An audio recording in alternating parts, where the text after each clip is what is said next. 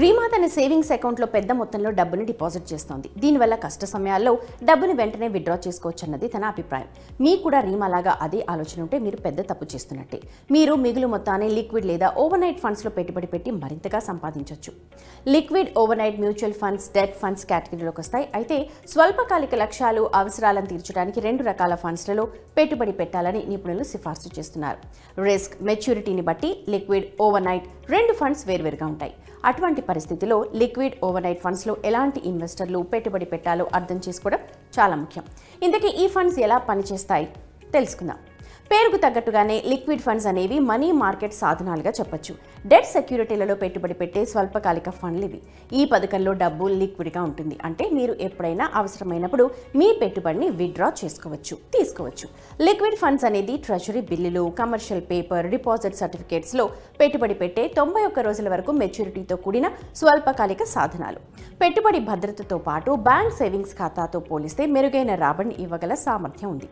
Liquid ఫండ్స్ను సాధారణంగా ఒక రోజులో క్యాష్ చేసుకోవచ్చు. అయితే over night mutual funds debt సెక్యూరిటీలలో ఇన్వెస్ట్ చేస్తాయి. ఇవి పెట్టుబడి పెట్టిన మరుసటి రోజున మెచ్యూర్ అవుతాయి. అంటే మరుసటి రోజున వాటిని ఎన్కాష్ చేసుకోవచ్చు. అందుకే ఈ మ్యూచువల్ ఫండ్లను ఓవర్ నైట్ ఫండ్స్ అంటారు. ఈ పెట్టుబడిలో రిస్క్ గురించి చెప్పాలంటే లిక్విడ్ మ్యూచువల్ ఫండ్లు అధిక వడ్డీ రేట్ల వల్ల ఎక్కువగా ప్రభావితం అవుతాయి.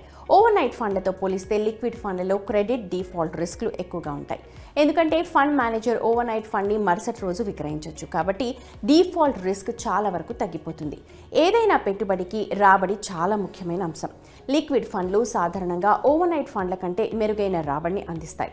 మార్చ్ 7 నాటి వాల్యూ రీసెర్చ్ డేటా ప్రకారం లిక్విడ్ మ్యూచువల్ ఫండ్లు సగటు వార్షిక రాబడిని గత సంవత్సరంలో 7.05%, 3 సంవత్సరాల్లో 5.18%, 5 సంవత్సరాలు 5.02% ఇచ్చాయి. ఈ కాలంలో ఓవర్ నైట్ మ్యూచువల్ ఫండ్ల సగటు రాబడులు 6.69%, 4.99%, 4.65%గా ఉన్నాయి. ఈ పెట్టుబడిలో పన్ను గురించి మాట్లాడుకున్నైతే లిక్విడ్, ఓవర్ నైట్ ఫండ్లు 2 కూడా డెట్ ఫండ్ల వర్గంలోకి వస్తాయి.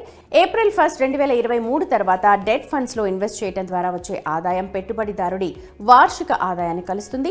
దానిపై స్లాబ్ ఆధారంగా పన్ను చెల్లించాలి. దీనికి పెట్టుబడి కాలం ఎంత అన్న దానితో సంబంధం లేదు. ఇప్పుడు క్వశ్చన్ ఏంటంటే మీరు పెట్టుబడి పెట్టాలా? దీనికి జవాబు 1 రోజు నుంచి 3 నెలల వరకు ఈ స్వల్పకాలానికి ఇన్వెస్ట్ చేయాలనుకునే వారు లిక్విడ్ ఫండ్స్ని ఎంచుకోవచ్చు.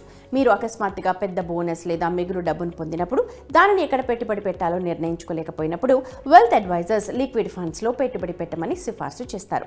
పెట్టుబడి వ్యవధి వారం కంటే తక్కువ ఉంటే ఓవర్ నైట్ ఫండ్స్లో ఎగ్జిట్ లోడ్ లేనందున అది మంచి ఎంపిక అని చెప్పాలి. ఎందుకంటే మీ ఇన్వెస్ట్మెంట్ని రీడీమ్ చేసుకోవడానికి ఎలాంటి ఛార్జెస్ చెల్లించాల్సిన అవసరం లేదు. ఇక 7 రోజుల వరకు పెట్టుబడి పెట్టాలనుకునే పెట్టుబడిదారులు ఓవర్ నైట్ ఫండ్స్లో పెట్టుబడి పెట్టాలని ఫిన్వైజర్ ఫౌండర్, CEO అయిన జై షా చెప్పారు. పెట్టుబడి కాల వ్యవధి 1 వారం కంటే ఎక్కువ లేదా 2 నెలల వరకు ఉంటే అప్పుడు లిక్విడ్ ఫండ్స్లో పెట్టుబడి పెట్టడం బెస్ట్ ఆప్షన్. ఓవర్ నైట్ ఫండ్స్లో ఎగ్జిట్ లోడ్ ఉండదు, కానీ లిక్విడ్ ఫండ్స్లో 7 రోజుల పాటు ఎగ్జిట్ లోడ్ ఉంటుంది.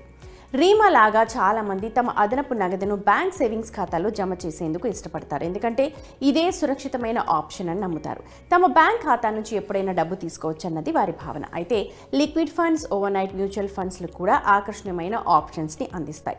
మెరుగైన రాబడితో పాటు వాటిలో పెట్టుబడి పెట్టిన మీ డబ్బు చాలా సురక్షితంగా ఉంటుంది.